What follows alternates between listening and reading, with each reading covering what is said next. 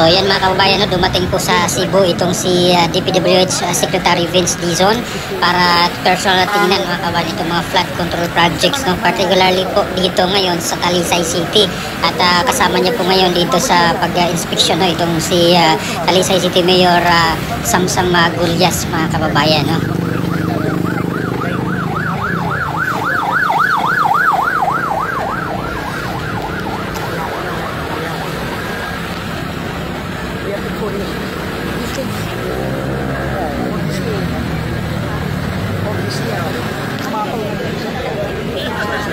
Sir, saglit na nagdo-document kasi yung staff kaliwat kanan. Nasa sapawan po kami. Importante po ito. Akin nga natin.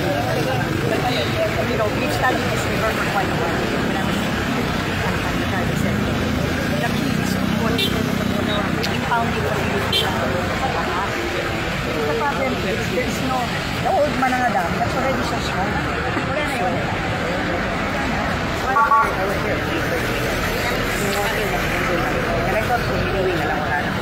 Why would not be so bad?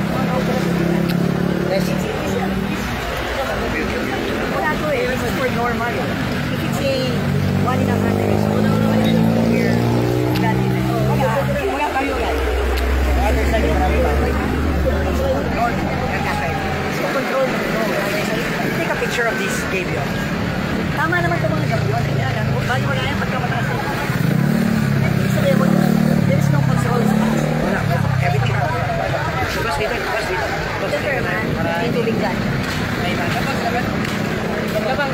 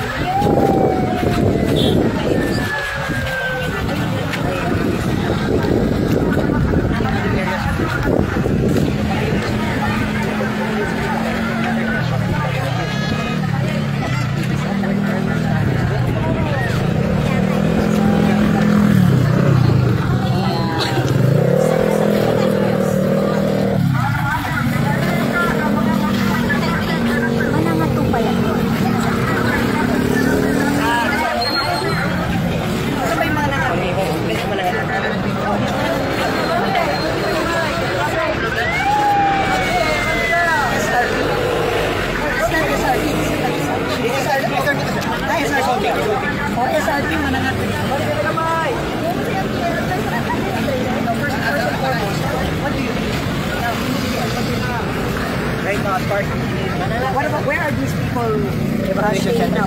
Where are they staying now? basketball court of school. How many families are we talking about? Families? So, paano sila magkakasya sa... Iba-iba. Like, every barangay na sa Teclet, they have their own school, Hindi, okay naman. DSWD kayo nito ba?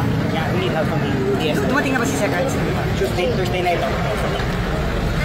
Pero nagpatagal na ba siya ng ano? Mga food packs. But we have to talk Thursday night on financial. So they can leave. Yeah. But where will they go? They cannot go. It has to come from the government. Of course. Kasi if I don't tell them to come back, Exactly.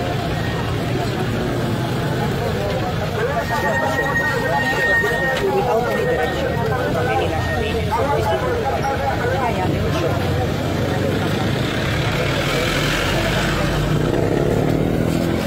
Problema, may side ka man.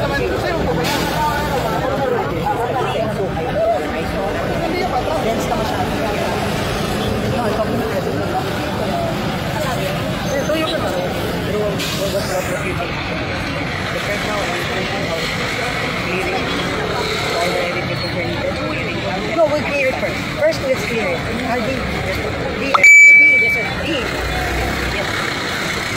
Magtulong na tayo dito, madagang na ng gamit dito. Tapos, mag-clear na tayo. At the disposal na ni Mayor ba? Si Mayor magsasabi kung saan na. Right now, what we're doing is cleaning the road. Yeah, ginagamit ko na everything.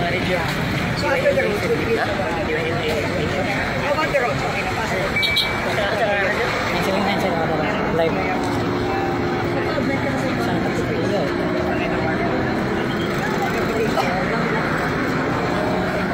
Ang ID na pasya, pero tanaw sa sanitary.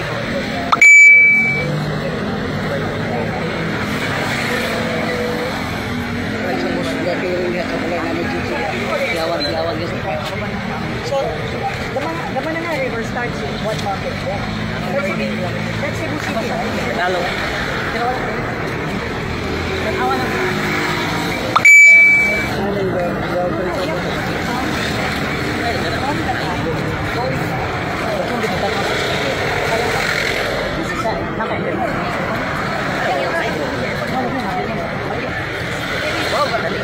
I don't know what it is.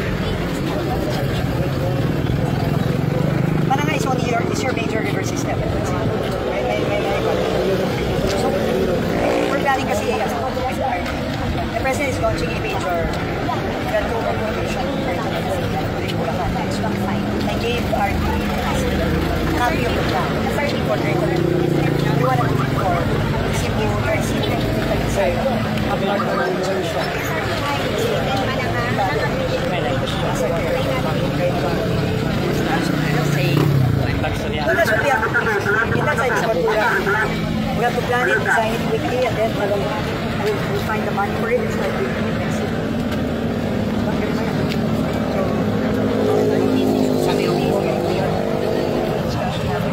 First, let's clear.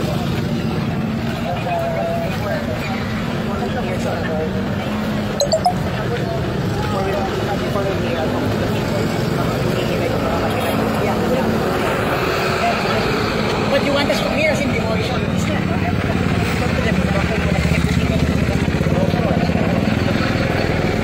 Pero mag-obligay sa tayo.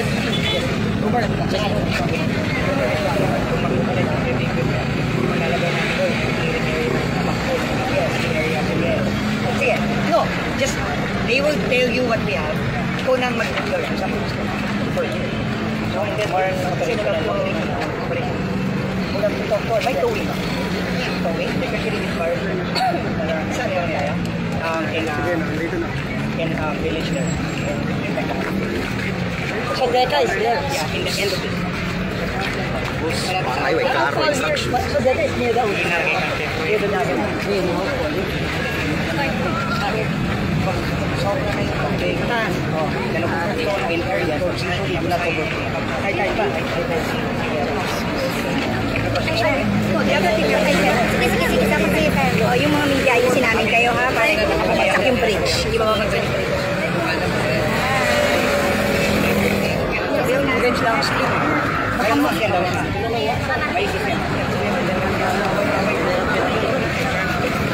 Hindi tayo makarecord dyan sa highway, mga media, kasagasaan.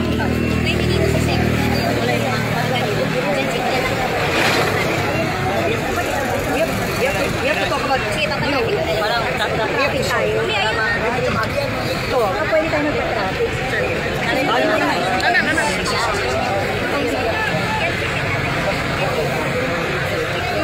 Pag niyugan mo yan, okay yan. Hindi ka mo pwede magtayo ng Great Wall of China hanggang kasi taas ng bubong na Great Wall. Hindi naman pwede yun. But we have to fix this at the source, which is upstream sa Cebu, sa Mananga River sa taas. Doon nang galing lahat ko eh. It's the same. Ano yung pangalan ng river sa city? Yung ano? Butuanon. Sa Mandaue. Yun naman, it's the same thing. That's from Cebu City, sir, down to Mandaue. No, I understand. But it's the same thing. Yes. The water, dun sa upstream, bumaba dito, lumagasa. Kahit ano pang revetment mo dyan, bagay wala. Kasi this is a 50-year flood event. Kasi sobrang lakas na ulan. Diba? So we have to control the water from up there, not down here. We control it up there, both for Butuanon and for Manila. Because it's the same situation. No, but the problem is, that's not what they do. That's ang tayo ko. Hindi mo na natin. Okay na. I remember the problem. Kasi reject na yun. Yung tao doon ay napapagod. Yeah, but you know, and fixing it up there, two birds with one stone. You can use it for water source, and then you can use it to control the water pagka may malaking flood. But that's not what was done in the last 10 years. All they did was these walls. That's all they did. Because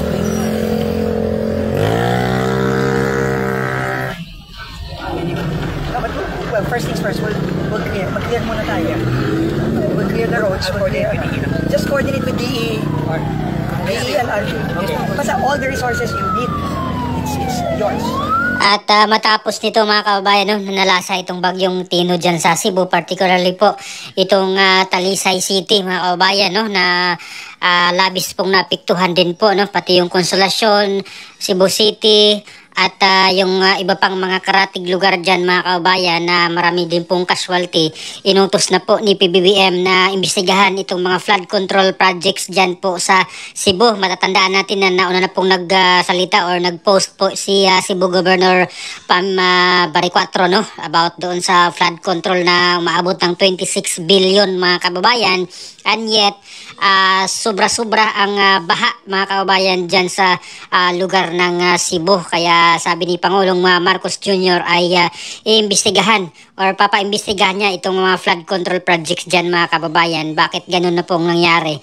Bakit kahit 26 billion yung budget na inilaan dyan sa mga flood control, pero ganun pa rin kalakas, no, at kataas yung baha na nangyari dyan. At baka sabihin namang na-overwhelm mga kababayan, no, itong mga flood control projects dyan sa Cebu, particularly dito po sa may Talisay, sa Cebu City, sa Consolacion, sa Mandaue, at sa iba pang mga area dyan mga kababayan na kung saan ay pinalubog ng baha, no, dahil dun sa paghagupit ni bagyong Tino dyan po sa Cebu. At sa Friday nakatakdang bibisita, no, or bumisita itong si Pangulong Marcos Jr. dyan po sa Cebu mga kababayan. November 7 sa Friday ang kanyang pagbisitang muli dyan sa Cebu. So ano po masasabi nyo dito mga kababayan sa pag-inspeksyon ni DPWH Secretary Vince Dizon, no, dito po sa Talisay City? Kasama niyo po doon yung mayor, no, ng Talisay na tingnan nila itong pinsala at itong flood control projects dyan po sa may Talisay mga kababayan. So please comment down below. Maraming salamat. God bless po sa ating lahat.